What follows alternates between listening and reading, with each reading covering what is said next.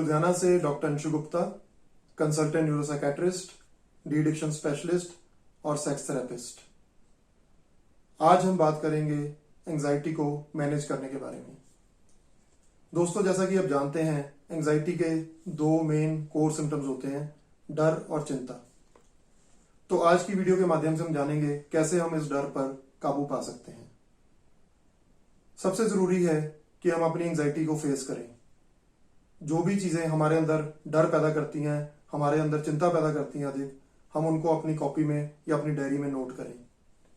किन सिचुएशंस के अंदर हमारे अंदर डर पैदा होता है, हमारे अंदर क्या सिम्टम्स आते हैं उस सिचुएशन में जाकर, वो सारे सिम्टम्स हम अपनी डायरी में नोट करें। ये प्रोसेस अगर हम रेगुलरली करते हैं तो धीरे धीरे हमारे अंदर का डर, हमारे अंदर की चिंता अपने आप कम होने लग जाती है और हमारी एंजाइटी कम हो जाती है। इसके अलावा कुछ पर्टिकुलर सिचुएशंस होती हैं जहां पर हमें डर लगता है। मान लीजिए कि आप किसी डिपार्टमेंटल स्टोर में जाते हैं और आपको वहां पर डर और एक घबराहट होने लग जाती है, तो आप क्या करते हैं, आप वहां पर जाना अवॉइड करते हैं। और अगर आप वहां पर जाएंगे नहीं तो धीरे धीरे आपका डर बढ़ता रहेगा। एक जरूरी एस्पेक्ट एंजाइटी में है उसको सीधा सीधा फेस करना। कि मान लीजिए आप एक दिन मन बनाते हैं कि मैंने आज डरना नहीं है और मैंने उस स्टोर में अंदर चले जाना है, तो आप अंदर जाते हैं और पहले तो आपकी एंजाइटी, आपका डर बढ़ता है, पर धीरे धीरे वो अपने आप शांत होने लग जाता है, क्योंकि वहां पर कोई ऐसी चीज ही नहीं थी जो आपको डराए। और आप फील करते हैं कि मेरा जो डर था, मेरी जो चिंता थी, मेरी एंजाइटी थी, वो बेबुनियाद थी। इसके अलावा आप ब्रीदिंग एक्सरसाइजेस कर सकते हैं। मान लीजिए आप किसी एंशियस सिचुएशन में फंस गए हैं जहां पर आपको डर लग रहा है, तो आप डीप ब्रीदिंग करें। मैं हमेशा अपने पेशेंट्स को कहता हूं कि रेगुलरली डीप ब्रीदिंग करने से आपकी एंजाइटी कम होती है। जब आप सांस अंदर लेते हैं तो आपका पेट बाहर आना चाहिए और सांस छोड़ते वक्त पेट अंदर। आपको दोस्तों एक लंबी गहरी सांस लेनी है। इसको और भी आसान करने के लिए आप ऐसे कर सकते हैं जैसे कि आप काउंटिंग करके सांस लें। सांस लेते वक्त आप मुंह से 4 तक गिने, 1 2 3 4, और सांस मुंह के रास्ते से अंदर लें। और सांस छोड़ते वक्त आपने दुगना टाइम लगाना है, 1 2 3 4 5 6 7 8। मतलब सांस लेने का टाइम अगर 4 तक है तो छोड़ने का टाइम 8 तक है। तो इस तरह आप अपनी ब्रेन को रिलैक्स कर सकते हैं और आपकी एंजाइटी कम हो सकती है। इसके अलावा एक्सरसाइज का बहुत रोल है। मैं हमेशा लोगों को कहता हूं कि आधा घंटा आप रेगुलरली वॉक करें। अगर हम आधा घंटा रेगुलरली वॉक करते हैं, एक्सरसाइजेस करते हैं, स्ट्रेचिंग एक्सरसाइजेस करते हैं, तो उससे हमारी बॉडी के अंदर सेरोटोनिन और एंडोर्फिन्स जैसे न्यूरो हार्मोन्स रिलीज होते हैं, जो कि हमारे माइंड को रिलैक्स करते हैं और हमारी एंजाइटी को कम कर देते हैं। एक और आसान तरीका है एंजाइटी को ग्रेड करना। दोस्तों, मैं अपना एक एग्जांपल देता हूं कि जब बहुत साल पहले मैंने पहली बार एक लेक्चर देना था, तो मैं जब लेक्चर देने गया तो सारा हॉल भरा हुआ था। इतनी ऑडियंस को देखकर मेरे अंदर एक डर पैदा हो गया।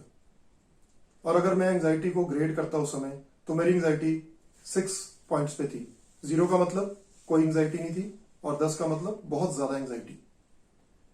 तो मैंने एक टारगेट रखा कि मैं जब स्टेज पर बोलने जाऊंगा तो मैं अपनी एंजाइटी 6 पॉइंट से लेकर 3 पॉइंट्स तक लेकर आऊंगा। तो इस तरह मेरा ये डर ना रहकर एक पॉइंट्स में तब्दील हो गया और मेरा टारगेट सिर्फ उस पॉइंट्स को कम करने का था। और जैसे मैंने अपना लेक्चर शुरू किया, वो 3 पॉइंट्स का डर भी मेरा 0 पॉइंट पर आ गया, क्योंकि जो ऑडियंस थी वो कोई डरावनी नहीं थी, वो कोई थ्रेटनिंग नहीं थी, वो बड़ी रिसेप्टिव ऑडियंस थी और मेरी बात को सुन रही थी।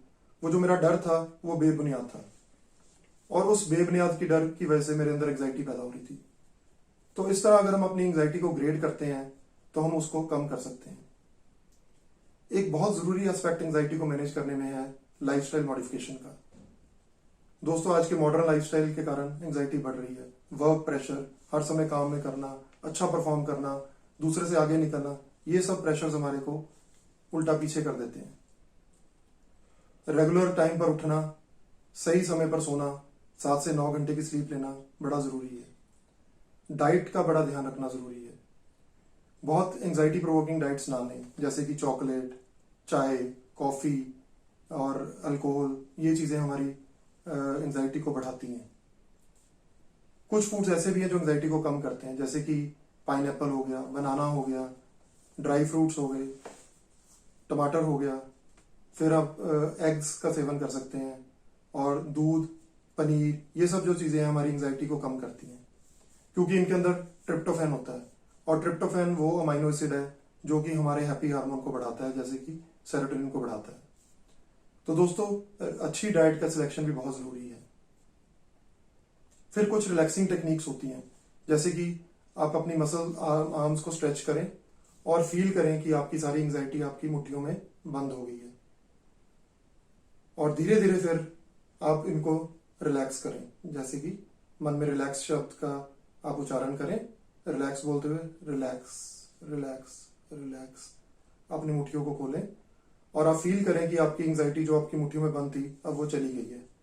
तो दोस्तों, जैसा कि एंजाइटी एक वर्चुअल प्रॉब्लम है, हम उसको देख नहीं सकते, तो आपने वर्चुअली इस एंजाइटी को अपनी मुट्ठियों में बंद किया और वर्चुअली इसको रिलीज कर दिया। अगर हम इस ऑल्टरनेटिव स्ट्रेचिंग और रिलैक्सिंग एक्सरसाइजेस को करते हैं तो इससे भी हमारी एंजाइटी आगे से कम हो जाती है।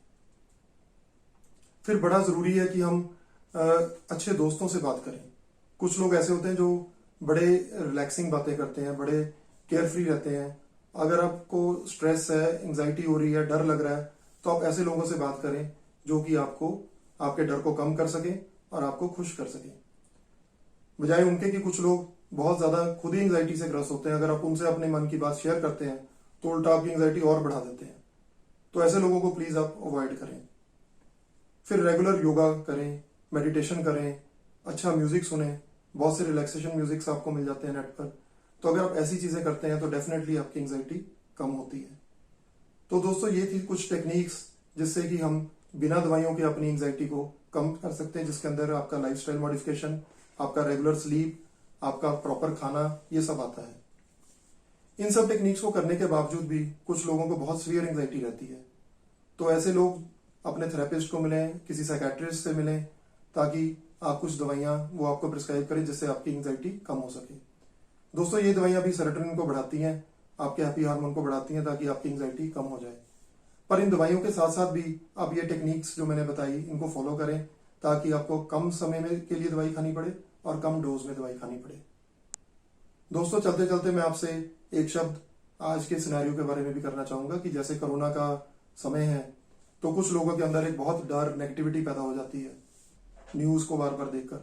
तो नेगेटिव न्यूज को अवॉइड करें, पूरी प्रिकॉशंस लें, हाथ धोना बार बार, मास्क का यूज करना, सोशल डिस्टेंसिंग बनाए रखना और अपने आप को वैक्सीनेट करवाना। अगर हम इन सभी चीजों का पालन करते हैं, गवर्नमेंट की गाइडलाइंस को फॉलो करते हैं, तो डेफिनेटली हम कोरोना को भी हरा सकते हैं। Thank you.